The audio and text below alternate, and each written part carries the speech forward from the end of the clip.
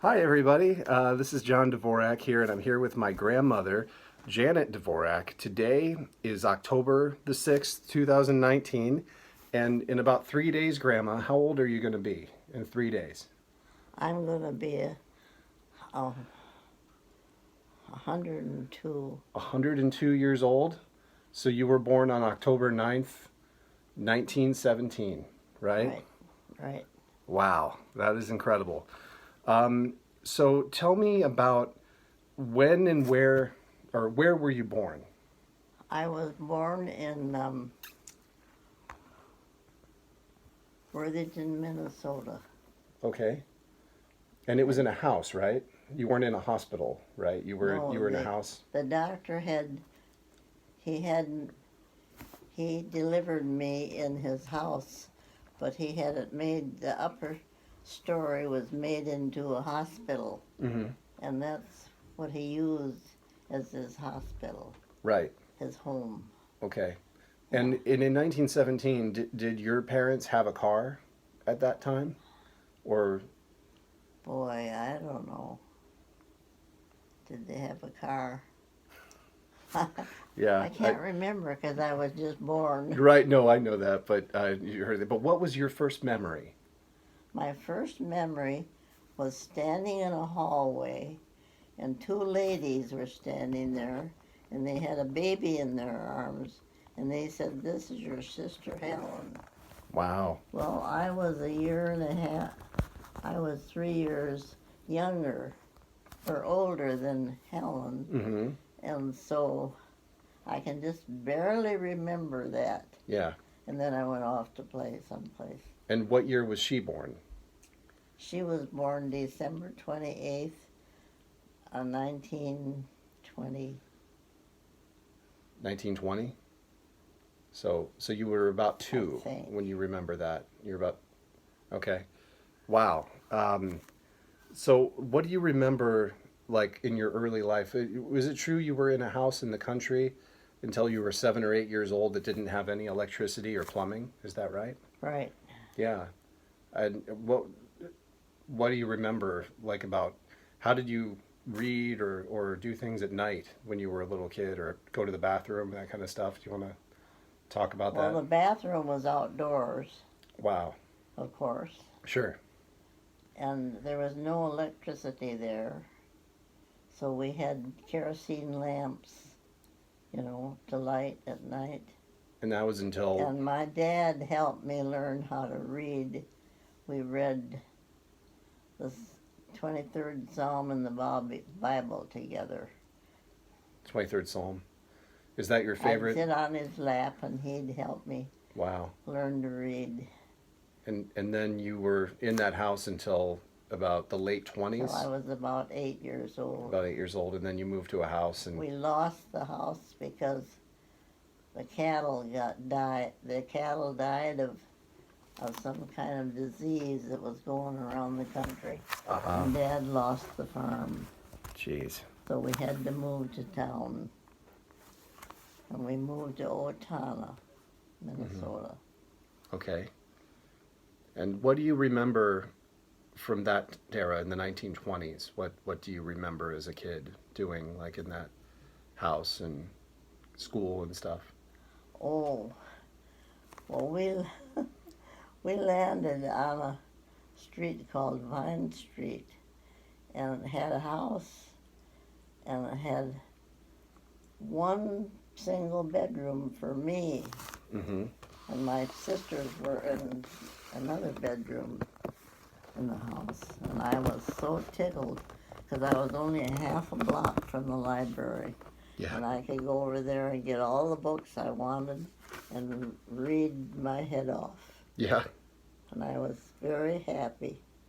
But then we moved very soon because something happened to they either sold the house or it was right downtown, so I think Mm-hmm. those houses all had to go, in place of stores because they were building the town. Right. And so, so then we started moving around. And my dad once in a while would spot a house that he'd like to buy. Mother would not agree. Mm-hmm. So he'd say, okay.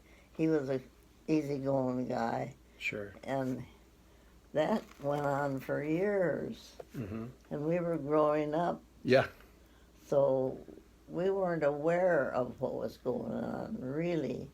We had our own lives, you know. Right. What were some games you played as a kid? Do you remember games that you used to play when you were a little kid? Oh, yeah, we played hide and go seek and ring around the rosy and all kinds of stuff. Wow. Gosh, and I mean we still do that now, so that's incredible. The kids still do the same stuff, run around the house all night Yeah. So then, until their mother calls them in. I mean, do you remember in the 1930s, that decade? What do you remember the most from the time you were maybe 13 until you were maybe In like the 20? 1930s. Yeah. What were you? Well, I remember then? my cousins would come to visit from the south, Uh and they thought we were a bunch of hicks. huh. They called us really farm hicks Farm Hicks. because we lived in this little town, and they came from a big town like Miami, Oh, Florida.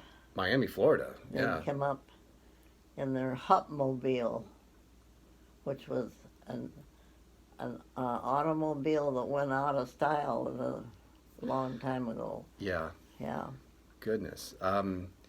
What's the boldest thing you ever did in your life? What? What is the most bold thing that you ever did in your entire life that you can remember?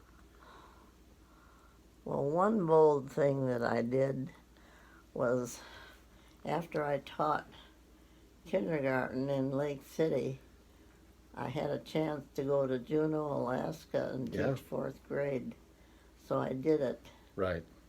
And my to-be husband, you know, said to me when he said goodbye to me at the train station, "Why did you do this?" And I said, "Well, you're not going to be around. You're drafted 1A."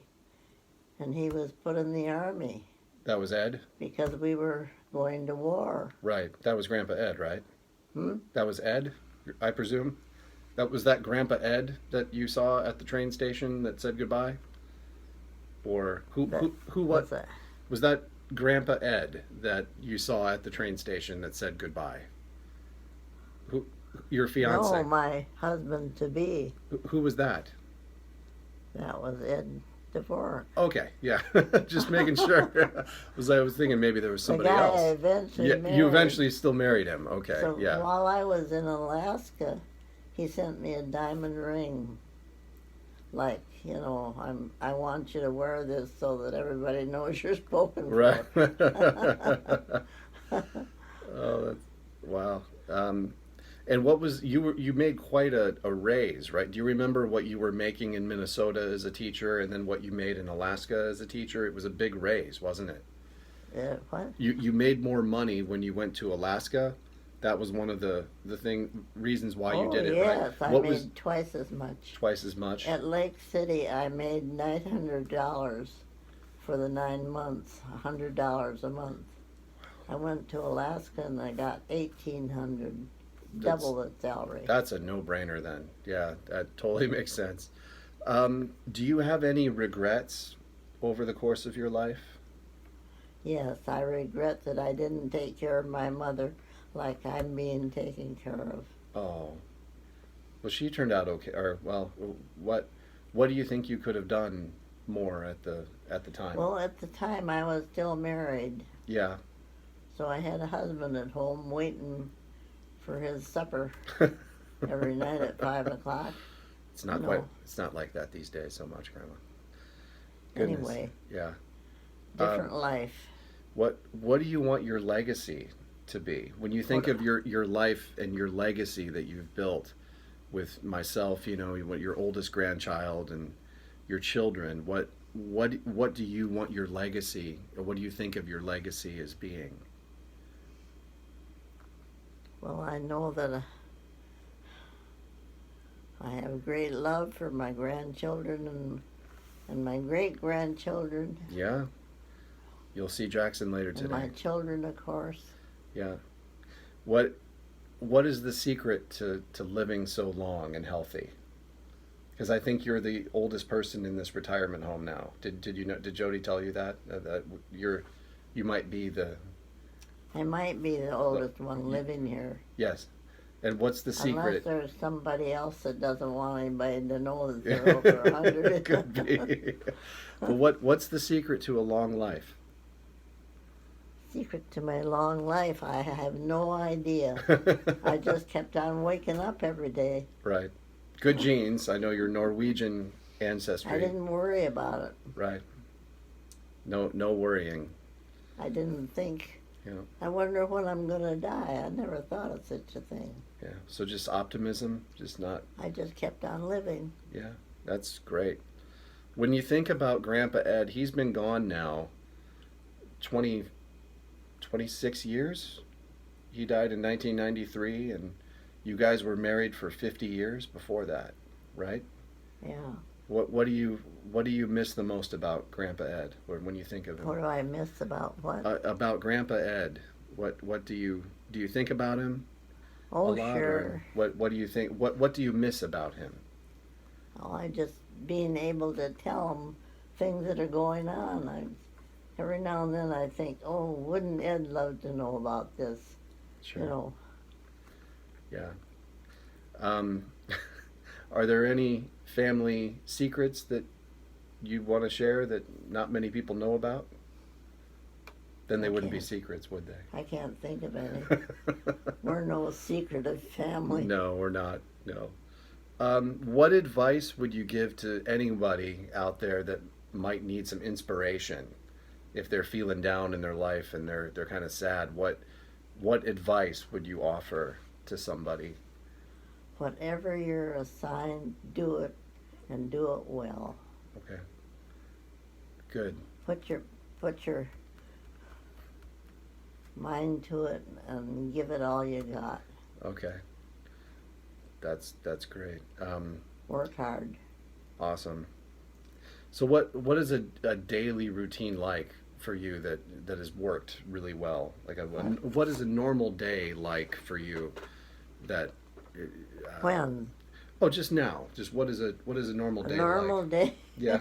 A normal day is my son Jim calls me every day Oh, he does. Okay. and we pray for 15 minutes. You do. What kind of prayer? Catholic. Catholic, the Rosary? Because Or- I'm Catholic. Mm-hmm. And of course he's a brother Yes, he is. in the Catholic Church. In the Marist, yeah. And he calls me every single day at 8:30 except Sunday, and he sleeps late Sunday because he goes to Saturday Mass, and then he sleeps late in the next morning. Uh-huh. And so you pray with Uncle Jim every morning, and then do you normally go to the dining room for breakfast, or do you eat here, or what? What does that look like? Oh, I eat my breakfast right here Okay. and my lunch. What do you normally like to eat?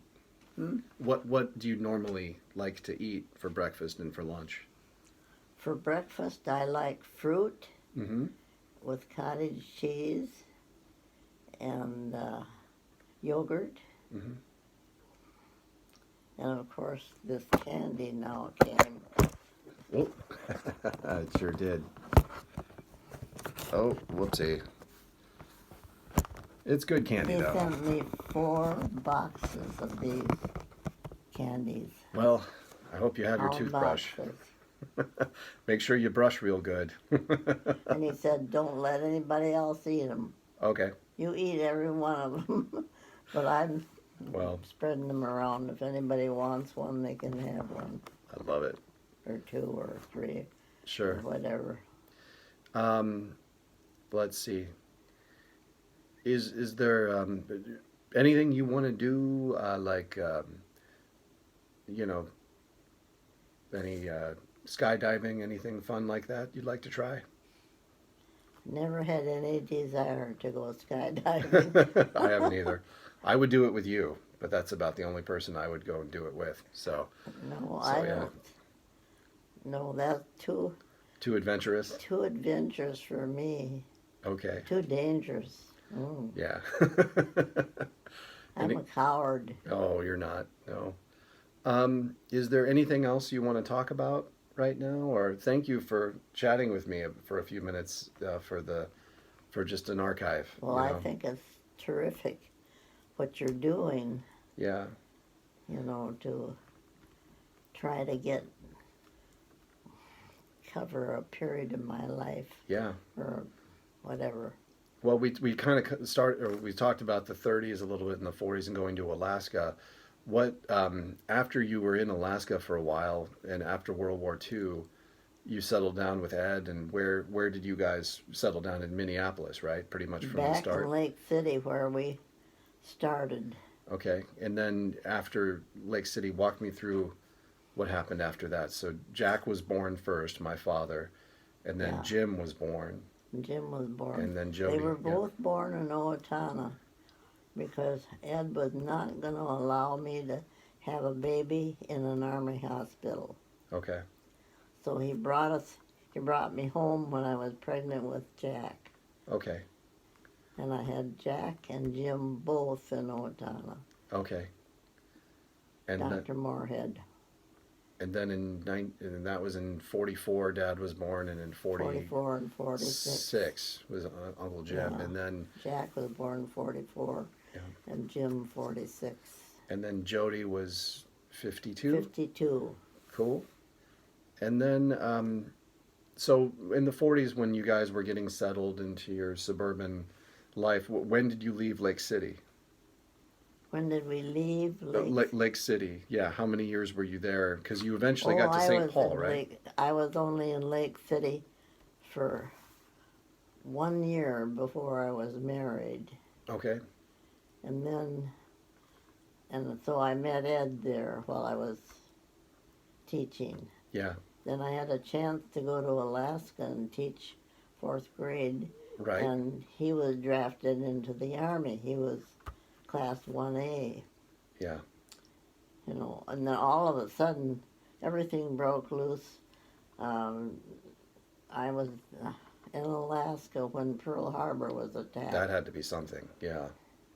'Cause And then we were at war with Japan. And I was young and I didn't pay any attention to any of that. right. Well, and with the war breaking out, I mean, it was the 40s, and I mean, was Alaska even a state yet at that point? What? Was Alaska even one of the United States at that point, or was it just a territory? Oh, that was just a territory Right. then. It was. So we weren't even and Hawaii No. wasn't a state yet either, but it was part of the. Anyway, was it? Or both of those didn't come around until the 50s, I think, right?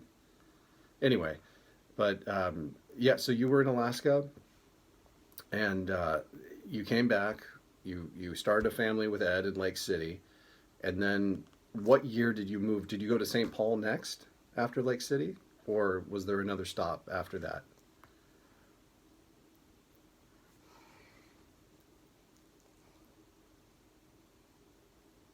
After Lake City, let's see, I'm trying to think the years.